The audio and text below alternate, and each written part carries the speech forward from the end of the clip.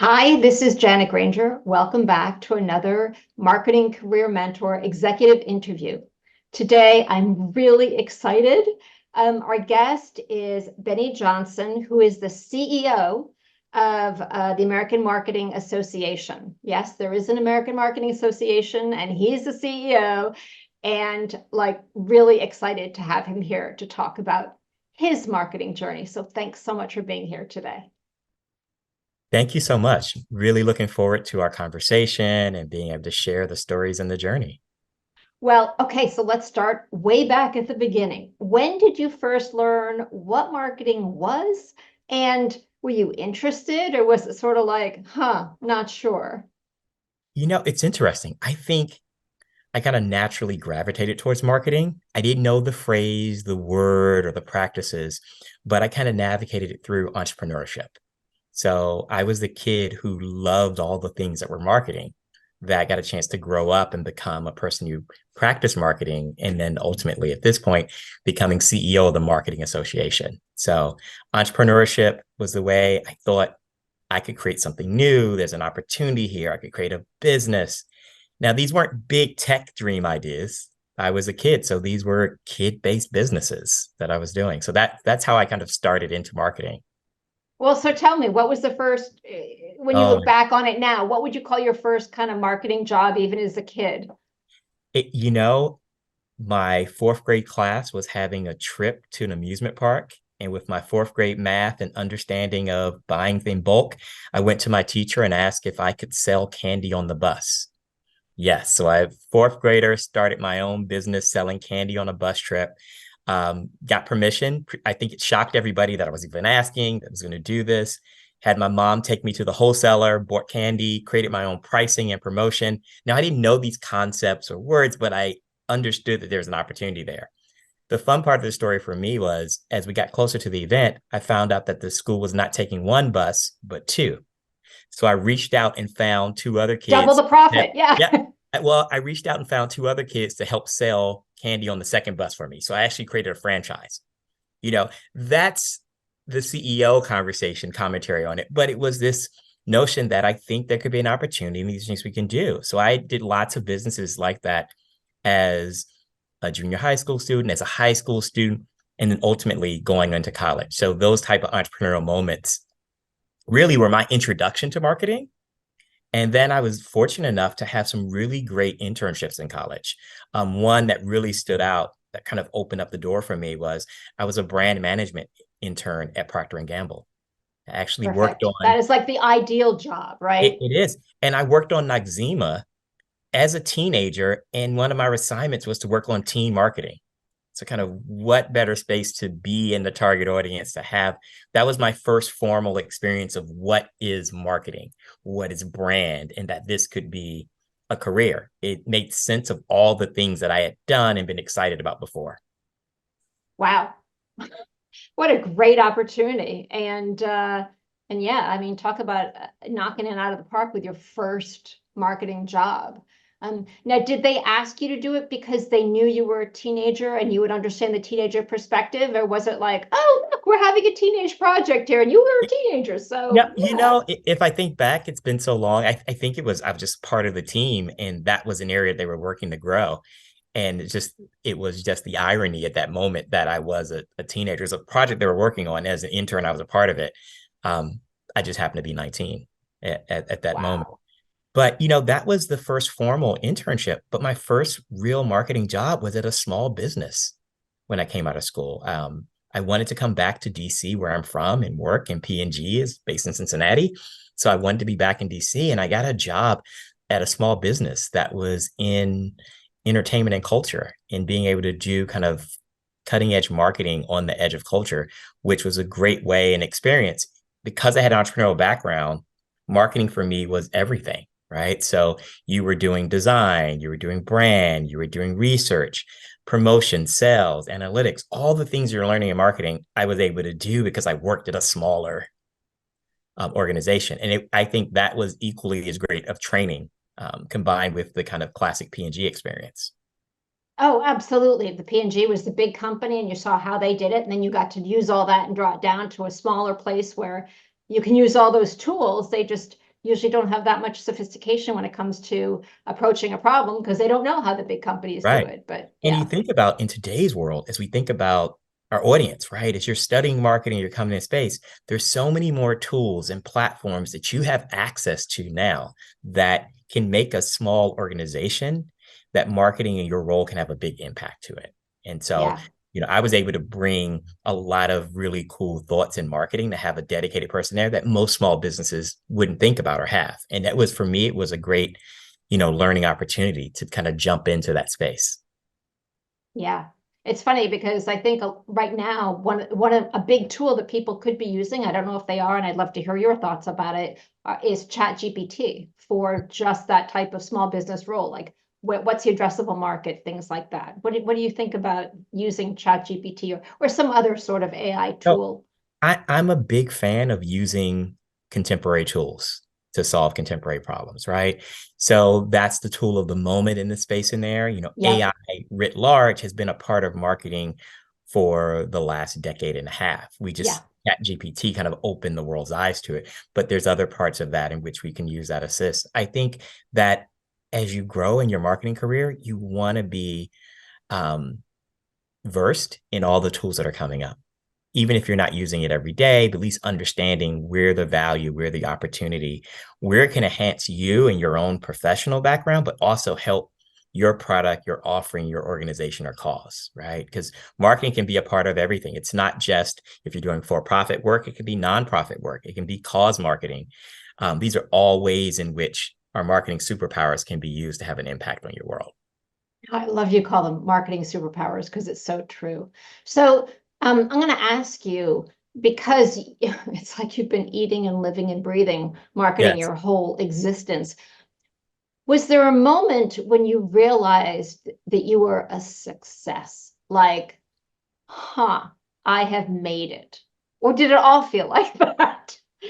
No, it's funny for me. Honestly, it never really feels like that.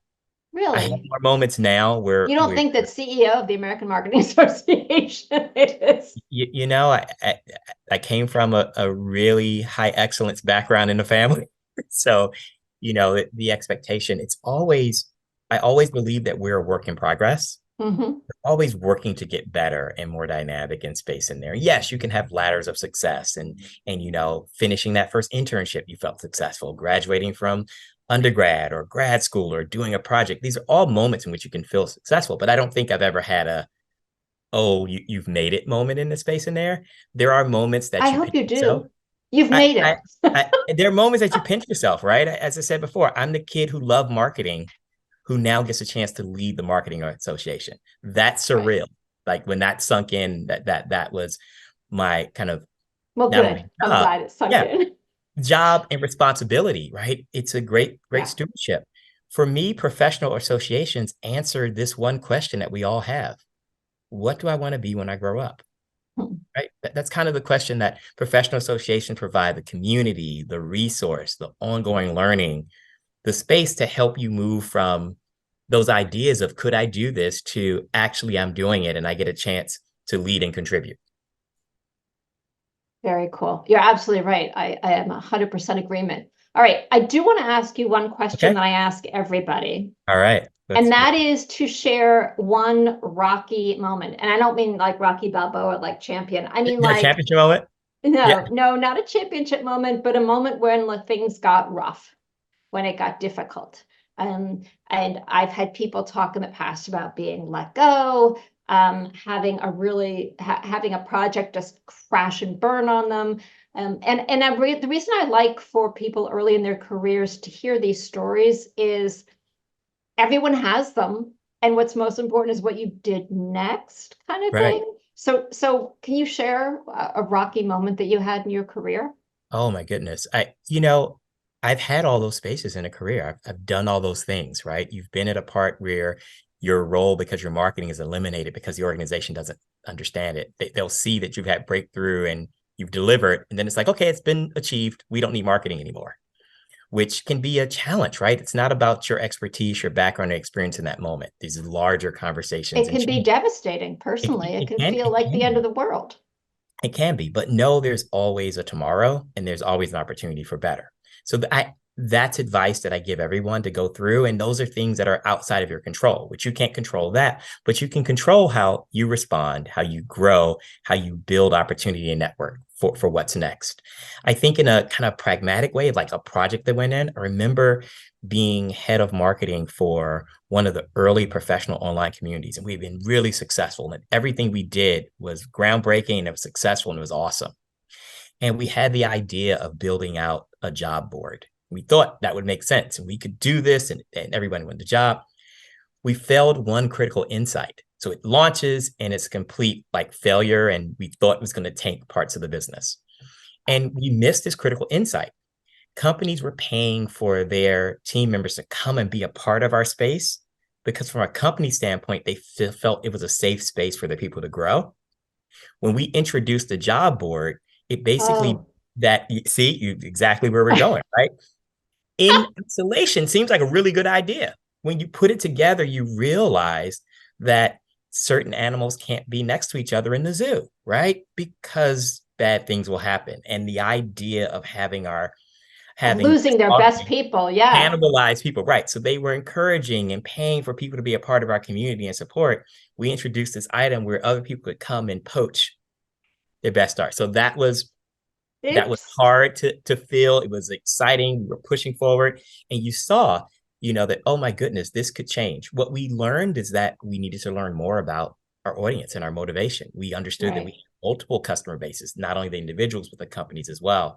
But it was something where you kind of learned and respond from that. And the things we learned helped to introduce new products and offerings, right? It's So always a learning. It's painful, but it's always a learning. it's always a learning. And if you think of it that way, for marketing, there's no gain without experimentation, right? And that's something that's a part of that superpower in marketing, being resilient, being creative, and understanding the business and taking the risk to move the business forward. 100%. Wow, this has been fabulous. All right, if you had one piece of advice that you Right. would give someone who's thinking about marketing or early in their marketing career, what would it be? I mean, you've dropped about 15 different pieces, but I will tell you this, I am highly biased, but I think that marketing is an incredibly rich profession that has opportunities for you to take it and grow in boundless ways. I think there's no better time to be in marketing than today. And for students and young professionals, marketing for me has always been this combination of art, science, and magic. So if you can help to keep continuing to grow your understanding of the art and the creativity of marketing, being able to be rooted in the science and discipline of the business of marketing, and still maintaining your love with the magic that is marketing. I think those three things as like centering will give you all the guidance you need to find your way in this career. But I encourage everyone to be a part of marketing, finding your way. I love that. The art, the science, and the magic. It's so true. And I think that's how marketing has held my attention for my entire Yeah. career. And there's so many different pathways, right? There's Never a data, dull there's moment. product, there's Right. creative, there's social, there's writing, there's graphic, there's video. I mean, there's a million different And it's pathways. it's a career that rewards active learning, right? There's a Yes. requirement that we need to learn and grow, but there's also Yes. a space that everything you talked about is mutually reinforcing. Yes. So you don't waste any time learning more about the technical side. That's going to be helpful for you when you're working on the design. It's going to be Always. for you when you're working on relationships, which is going to be helpful for you when you're dealing with big brand problems. We get to bring the best of ourselves in this continuing learning to this craft and profession. So, as I said, it's an incredibly generative time. It's an exciting time. There are new things that, pose challenges, but they also create opportunity and triumphs for us. Oh, you couldn't. I mean, best said ever. And I will just sort of end with this little nugget in terms of your continuous learning, which I love because I too also eat, breathe, live, sleep marketing. I was out in LA and I went to the American Museum of Motion Pictures, and they Yeah. had an entire exhibit showing short films that had been created by students in the vertical format. Oh, wow. Nice. It was so interesting to see what better way to tell stories from the vertical format, looking down alleyways, showing food and people eating food, just little things like, taking the standard and making it different, Right. what a difference that makes. So ongoing learning all the time, and to me, learning everywhere, right? Yeah. And So not being afraid to change your perspective. It's really, exactly. really Oh, what I want to end on that note because well, it's too perfect not to. Thank you thank you. so much, Benny. I really appreciate your time. This has been fabulous. So thank you for listening to another marketing executive interview, and I hope you listen to others here on Marketing Career Mentor. Thank Thanks. you.